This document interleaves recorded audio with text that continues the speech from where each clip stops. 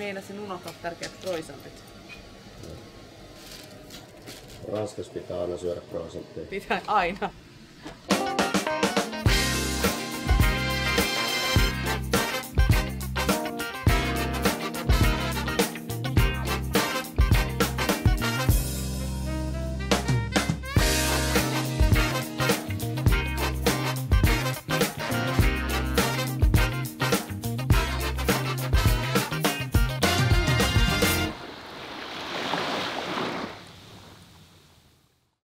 Tuolla noin on se Châteauneuf-du-Pape, eli Paavin linna, minkä pihalla me yövyttiin. Ja tarinahan kertoo, että Paavi ihastui tähän paikkaan ja oli kova viinin ystävä ja viinin valmistaja. Ja ei siitäkään nyt enää ole kuin rauniot jäljellä, mutta näyttävän näköinen paikka. Ja onhan nämä upeat maisemat tonne Rhônen joelle täältä. Että ihan mahtavaa, että tänne on kyllä kesällä tultava tai joku lämmin syksy sillä lailla tänne uusiksi, että täällä on kiva fillaroida ja näin poispäin. Mahtavia maisemia. Bonjour. Laskeuduttiin alas tuosta Châteauneuf-du-Papesta tähän ihan kylän laidalle ja tässä on Domaine la Célestière ja sinne me mennään nyt maistelemaan viinejä.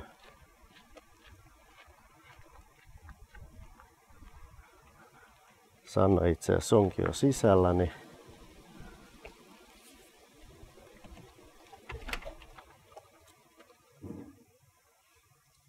täällä. Ja tässä on tosi hauska heti ensimmäisenä. Tässä on nämä maaperän kerrostumat. Siellä on kalkki, maaperää, sitten on tämmöistä, olisiko tuo nyt sitten savi, kalkkikivi, seosta ja siellä näkyy noin juurakko ja sitten päällä on sitten noita kivikkoja. Rouva on innoissaan, kun pääsee maistelemaan taas viinejä. Tää on hauska, täällä on simpukoita täällä. This one, it's for easy to drink, for aperitif, or sweet meal. Yeah, it's very good. Lot of fruit.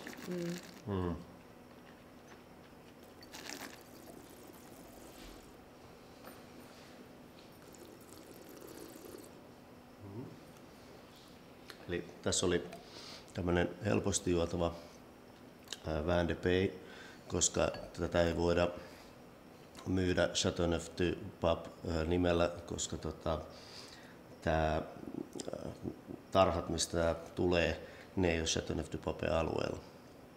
Mutta erittäin kiva tämmöinen helposti juotava viini. Aperitiiviviini. Yeah.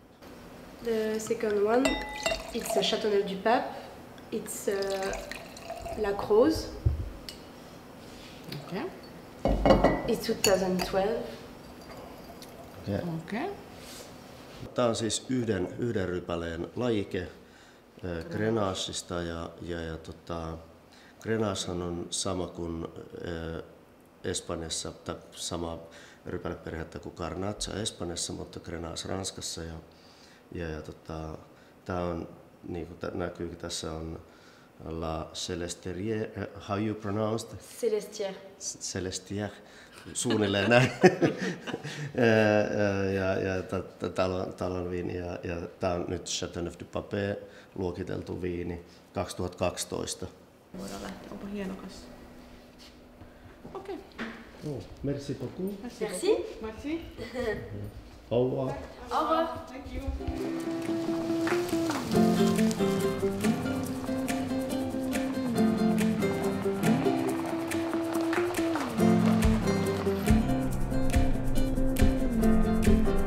Vanha Porsche siinä lisävaloilla ja kaikilla. Jumalan kautta näillä ranskalaisilla on kiire lounaalle vissiin, kun ne painaa 1000 ja 100 ja takanakin olisi roikkumassa yksi koppimopo. Nyt ajetaan Pohjois-Rhooneen Condrieux'n kylään ja mennään maistelemaan Condrieux'n valkkareita ja katsotaan, jos saadaan maistettua vielä Côte-Rôtie punkkuja. Nämä on niitä hienoimpia tarhoja, mitä täällä on. Siinä on Chapottierin, Kikalia, Debussy, vaikka kenen palstoja siellä. Ja kovaa hommaa kyllä tuolla hoitaa noita tarhoja, että ei ihme, että ne viinit sit kyllä kans vähän maksaa. Että täällä tämmönen Côte-Rôtie, niin kuin tässä nämä tarhat on, niin ne on siellä 50 eteenpäin pullot yleensä. Lähdettiin kiipeämään tämmöistä pientä serpenttiinitietä. Katsotaan, täältä voi olla kivat maisemat ja näin poispäin. Tai voi sanoa jo nyt, että on kivat maisemat.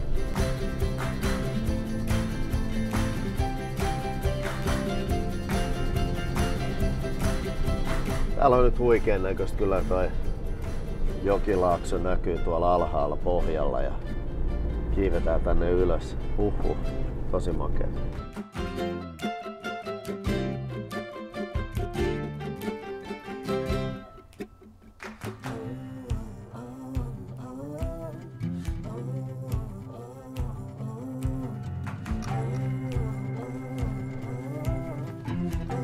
Roonen laakso siellä.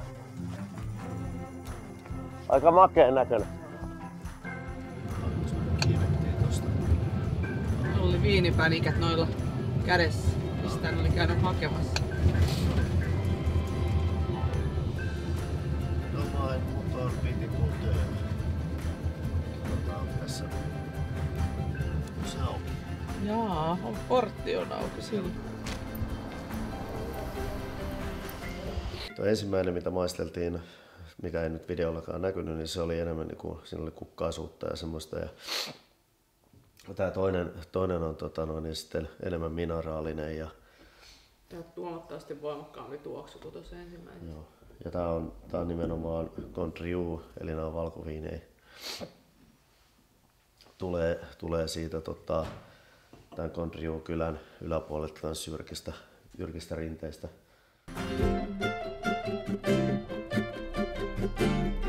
Käytiin siinä maistele pikkasen viinejä tuossa ylhäällä Domain Mutonissa. Ulpeet oli maisemat sieltä kun tultiin alas ja niillä ei nyt sit ollut, niillä oli loppukoottu rotiit ja näin poispäin. Ei saatu sieltä ostettua, niin jarrutettiin äkkiä tohon vaan nyt tämmöiseen kauppaan, viinikauppaan ja Sanna juos hakee yhden kiikalikoottu rotiin ja sitten yhden St. Joseph viinin meille. Kiikalin roti menee kotiin viemisiin ja sitten tää St. Joseph katsotaan, jos me sen ulautetaan täällä.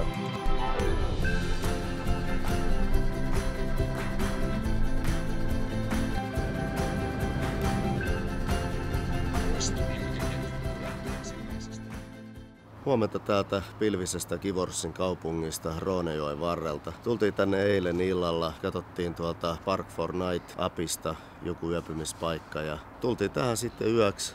Tämmönen iso parkkis ihan tässä Kivorsin kaupungin kyljessä joen varrella. Todella rauhallista ihan, ja mikä parasta nyt näiden muutaman myrskytuulisten päivien jälkeen, niin täällä on aivan tyyntä. Ei niinku lehti ei hiavahdakaan ja oli tosi rauhallinen yö. Ja vaikka ajateltiin, että tämmönen vähän syrjäinen parkkis perjantai-ilta, että noinkohan minkälaista metakkaa ja muuta on, niin ei mitään. Ihan rauhassa saatiin nukkua. Nyt me lähdetään tästä jatkaa matkaa tonne Ekisheimiin Alsaaseen. Se on ehkä semmonen 5 tunnin matka, 400 kilometriä noin suunnilleen. Mennään tutustumaan sinne. Moro!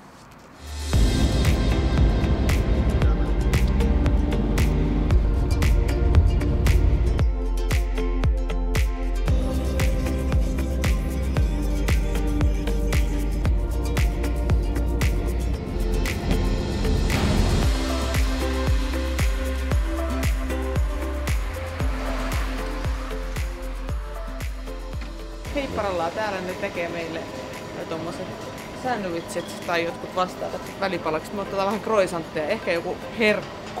Sitten tehdään kahvitautossa. Se on tärkeät, meinasin unohtaa tärkeät croissantit.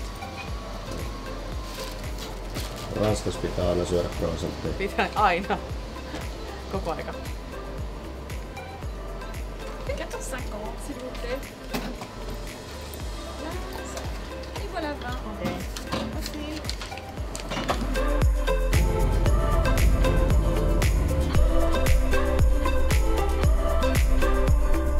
Hyvä. Mahtavan näköinen.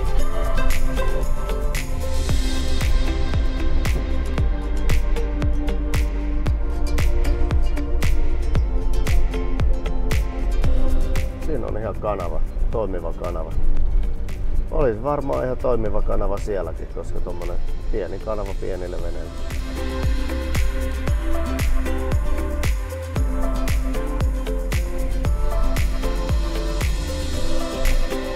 vanha kanava.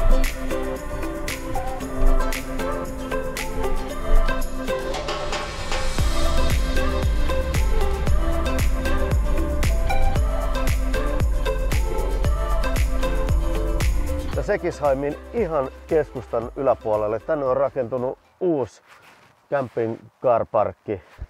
Tää toimii sillä, että tässä on tämmönen automaatti. Tosta painetaan englannin kieli, valitaan, että ollaanko 24 tuntia 10 €, 2 vuorokautta 20, 4 vuorokautta 30. Ja sähköt, siellä on sähköt. Kuulus, tosta painetaan vuorokaus 10 €. To pay my reservation I press here. No, please insert your credit card. Nyt työnnetään korttia sisään. No niin, se pitäisi olla ok. 10 €.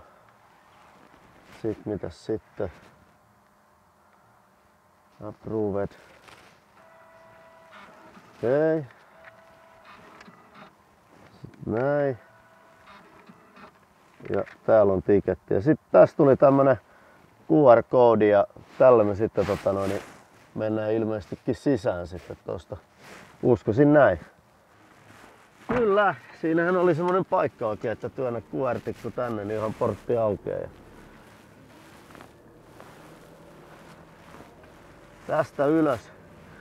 Pikkasen on vinoja paikkoja, mutta laitetaan sen verran kiilaa tonne fillareiden alle, niin saadaan suoraksi tää. Täällähän alkoi sataa sitten vettä tosiaan ihan huolella ja nyt ajateltiin, että ei me nyt enää tässä, kello on jo sen verran paljon, niin viitin lähteä enää kävelee tonne Ekisheimin keskustaan, se nyt on tossa ihan kävelyetäisyydellä 500 metriä ollaan siinä keskustassa, mutta kaupasta haettiin tossa, kun jouduttiin hakemaan vettä ja kaikkea muuta, niin otettiin varuuksilta sitten niin alsaasalainen Gewürztraminer rypäleestä valmistettu viini ja meillä oli siitä tossa pari päivää sitten, kun tehtiin niitä paistettiin Ibericopossun sitä ulkofilepihveä, niin meillä jäi sitä ulkofilettä, niin ajateltiin, että käytetään se tänään nyt ja tehdään siitä tommonen uunipossu, laitetaan pikkasen Hamon Ibericoa siihen päälle vielä ja laitetaan se uuniin siinä, niin eiköhän siitä tule ihan kiva ja tehdään sillä sitten, mahdollisesti mennään suht samalla kastikkeella kuin viime kerralla, se oli aika toimiva kastike ja Sanna on tehnyt tohon vähän uunilohkoperunaa ja uunissa artisokkia ja mä luulen, että tää Gewürztraminer on sen verran täyteläinen viini, niin tää varmasti toimii tommosen uuni-Ibericopossun fileen kanssa. Ja hei, chin chin. Chin chin. Nyt oli muuten nenä hereillä. Tosi kukkanen viini, mut kiva.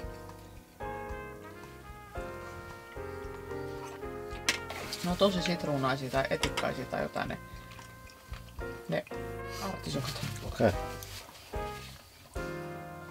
Vai eikö sun mielestä? En ole vielä maistanut. Kastike ja possu toimii hyvin yhteen. Mennään artisokkaan.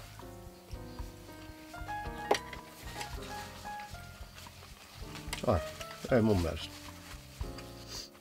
On niinku mitenkään liikaa. Hyvä. Hieno homma. Täytyyhän niissä vähän olla maku.